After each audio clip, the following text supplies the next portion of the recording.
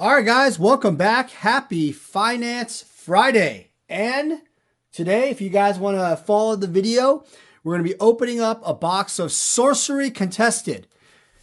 What the hell is Sorcery Contested? Well, we're going to explain the video. We're going to be opening up this case, a 6-box alpha case, very cool, and talk more about the financial aspect after we open up the case. So I'm going to cut to the video and talk more about what I think about it as an investment. So let's begin. All right. So Sorcery Contested is a new game, a new CCG, TCG, whatever, that was created by a guy named Eric Olofsson. Eric Olofsson was one of the founders of a game called Path of Exile. It is kind of Diablo-esque type of game. And he has now created a card game that, I gotta say, the logo looks very similar to Magic the Gathering. A lot of nods to it. And this, I'm rotating the case because this is the only one I'm gonna open.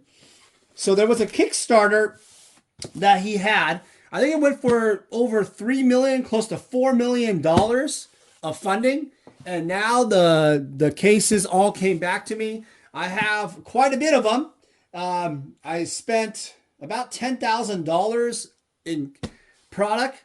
So whatever that equivalent was in New Zealand dollars, US dollars, I'm not even sure what it was, but it's been a while.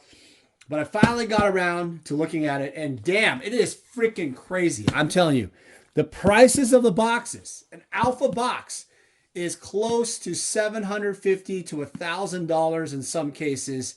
That would make this case worth about $5,000 to $6,000. Let's just call it $5,000.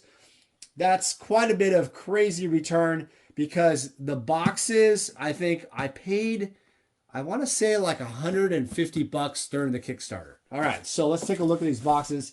You guys want to hear me blab about the history forever.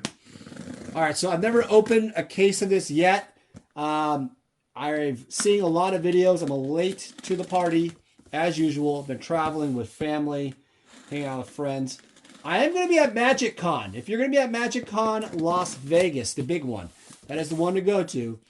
September 21st to 25th, I will be there. I am not vending, and I'm going to have a good time.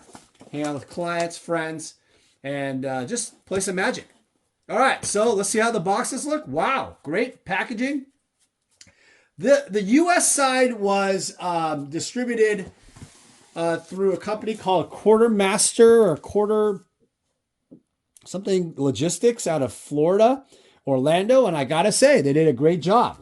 So, okay, let's take a look. These boxes are really strong and wow, really nice. Look at that, first time holding one. Look at the box. Wow, bro. Shrink wrap is really tight. Super tight quality. I always wondered, how do they do it so well, the stretch? I'm going to have to watch a video on how they do that, but it's pretty incredible. What I like about this box is the seal right here. Do you see that little plastic seal? I'm not going to open up a box today. I might one day. I will. I definitely will open a box one day. That seal is pretty cool because if you open this plastic, you still have this kind of tamper evident seal, because if you open the box, what will happen is this will cause some residue onto the box, and you'll know that's open. Great security packaging so far, beautiful. And look at this on the bottom. It says scrape coating, scan to check authenticity. So you can actually check the authenticity of the box. Wow, bro. This is actually the same thing, the scrape coating thing right here. So you can't manipulate this thing. You can't just do shenanigans. This made in China shit, well, there's tamper evident stuff. Pretty freaking awesome. All right, there are 6 boxes here. I'm going to talk more about the financial stuff. Oh, and there's 39 booster packs. Very weird. I don't know how that works, but whatever. Not 36, 39. Well, he could have done 69. All right, guys, enjoy the video. Happy Finance Friday. Hope you guys enjoy this topic about sorcery, the contested realm, what I think about it as an investment. Enjoy.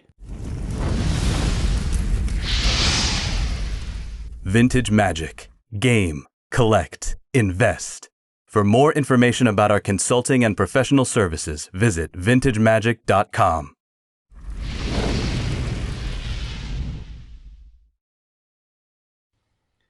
All right, guys, welcome back. It's me, Daniel, with vintagemagic.com. Happy Finance Friday. If you watched the first part of the video, yep, we're talking about something other than Magic the Gathering today. It is Sorcery, the Contested Realm. It is the new TCG, CCG from Eric Olofsson, the founder, one of the founders of Path of Exile. It's a Diablo-esque game that has done very well. And he made a collectible card game. And, well, just like Flesh and Blood and other kind of card games, this is new. This was a Kickstarter. I forgot what year it was. I think it was last year or the following year, but the previous year. But basically, it was a Kickstarter that reached almost $4 million. Highly successful, and it's been going crazy during the secondary market. All right, guys, I had to make a lighting adjustment. All right, so let's talk about Sorcery.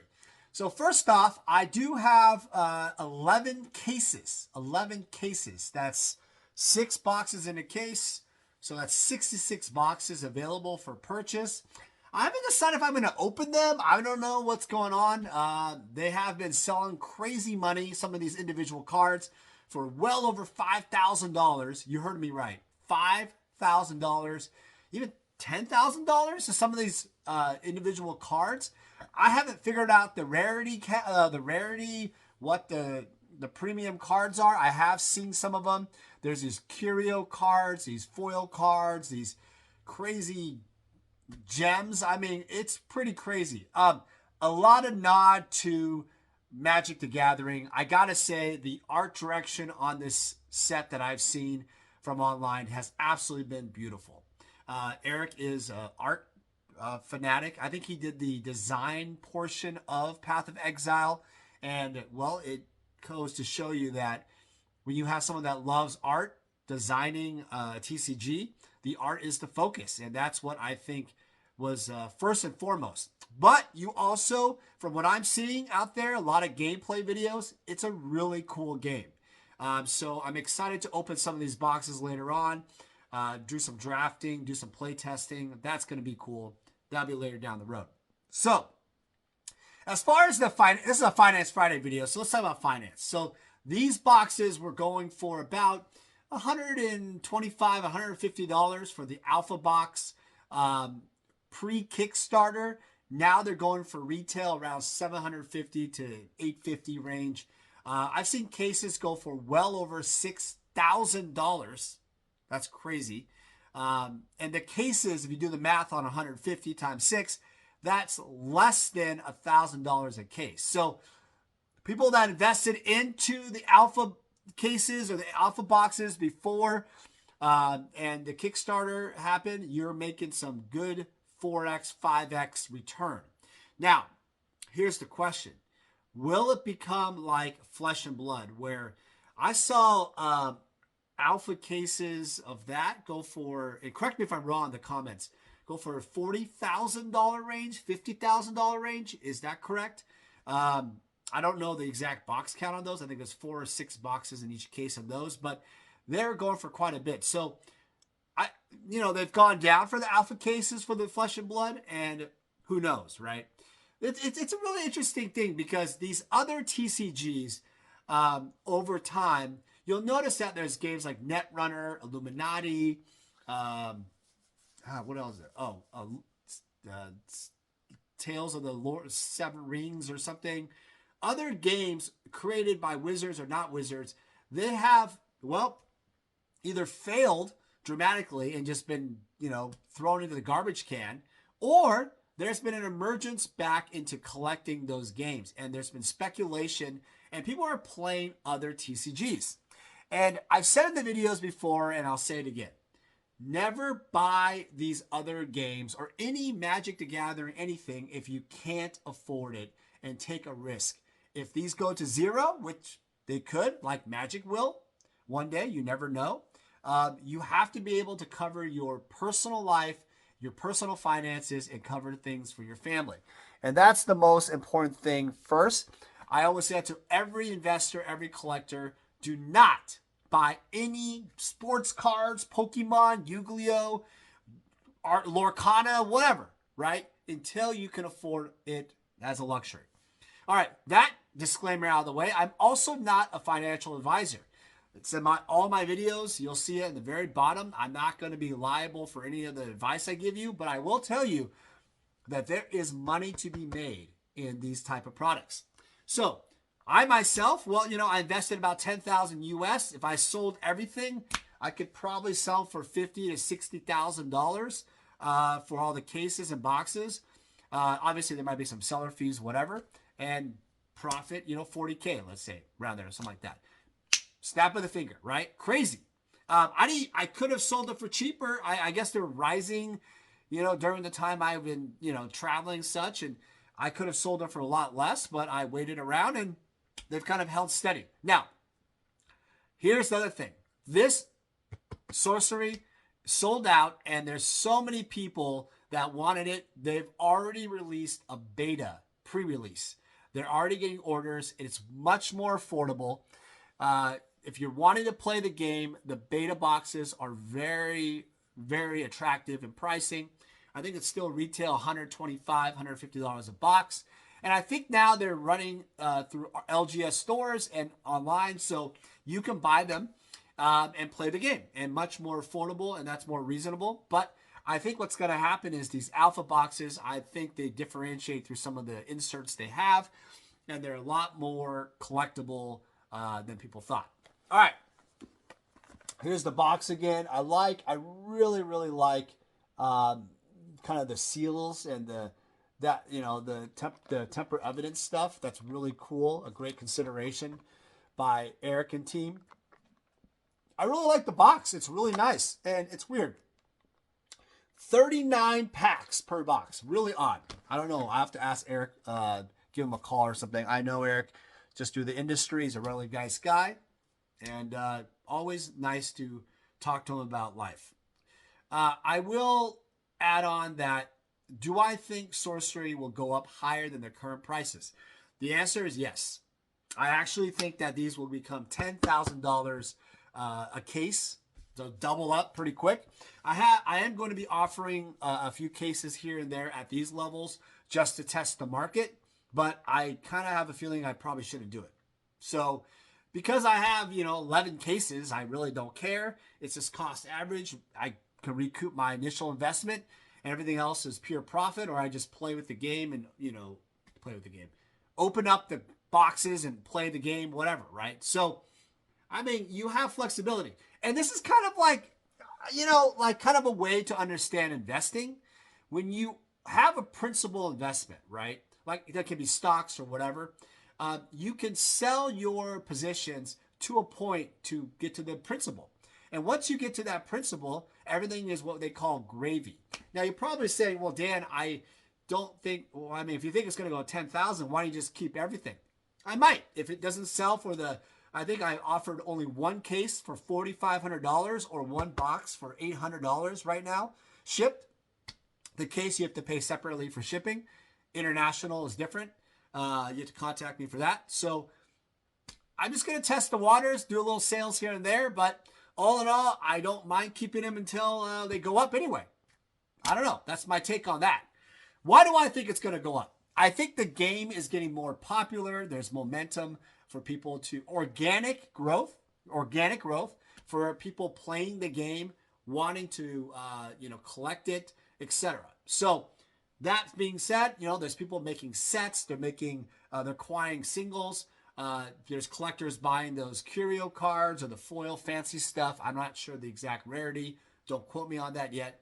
So I think there's a lot of momentum that way. The artist proofs, there's artist proofs for these cards. So artists are selling the proofs for quite a bit of money. People are collecting them. They're speculating on the game as a whole. So money is being shifted from, Bitcoin, Ethereum, cryptocurrency, from Magic, Flesh and Blood maybe, to this asset class. And, not asset class, but this asset. Now, I have said to you guys in the past, I didn't like the direction Flesh and Blood was going. I think some of the stuff that they're doing was a little bit too, it was a little aggressive the way things were done. Like, kind of, for example, they had first edition boxes and they got rid of it. And then they were also distributed very weirdly. I think this Sorcery game is kind of doing the mistakes that Flesh and Blood and other games are doing. They're doing it correctly. They're offering them for a more of affordable price. They're being very transparent on what's going on. And I haven't played Flesh and Blood because when the first time I ever tried to play it, I was watching the game. I asked them to try to explain it, and people that were playing it didn't really, it was too complicated to be explained, if put it that way. That's a frustrating thing. I'm a relatively smart guy, but I don't understand why a game is so hard to just play some cards and have some fun. So that tells me that it's not approachable and it's more for the competitive scene. Now, Flesh and Blood has done pretty well. It's been around for 3 or 4 years now. Prices have stabilized somewhat. I think they've risen in some cases. So I think the game from a competitive level has grown, which shows me that the game is relatively steady. I don't think it's going to go to zero, but I do think that the potential for the game, if it doesn't become less just all about competitiveness and more about just casual play, I think if Sorcery can pull that off, be a casual game and also competitive in some way, those two things that Magic has, then I think it'll stick around for a long, long time. And possibly as long as Magic has, for 30 years. And that would make these boxes incredibly valuable because an alpha booster box in Magic is worth, I don't know, over $1 million if you could find one, all sealed. The box would never seal, but the packs were all sealed. And so those boxes are few and far between, probably the rarest box ever. Rarer than first edition Pokemon by a mile. So there's obviously speculators, there's investors like myself who've invested into this game. It's just you're probably thinking like, well, damn, why would I spend $10,000 on a game that could be worth nothing one day? You're right. Don't do it. Earlier in the part of the video, I said, don't do that kind of stuff. If you can't afford it, buy a house, buy a car, go on vacation, spend time with your family, buy this TCG stuff afterwards, right? After you pay all that off. How about the singles, the graded singles, stuff like that? I have seen people started grading the cards. That's right. It's happening. That produces another enigma of investing in the graded cards. The cards generally are really nice condition, but I have seen the back of the cards.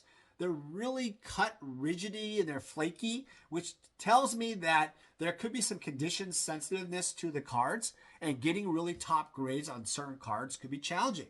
And that is something that I've seen with kind of like the older Magic cards. They weren't cut perfectly in the beginning, especially Alpha and then Beta. But then when you go to Unlimited, 3rd edition, stuff like that, the cards were cut better, and every card's pretty much a 9.5 or a BGS 10 type of thing.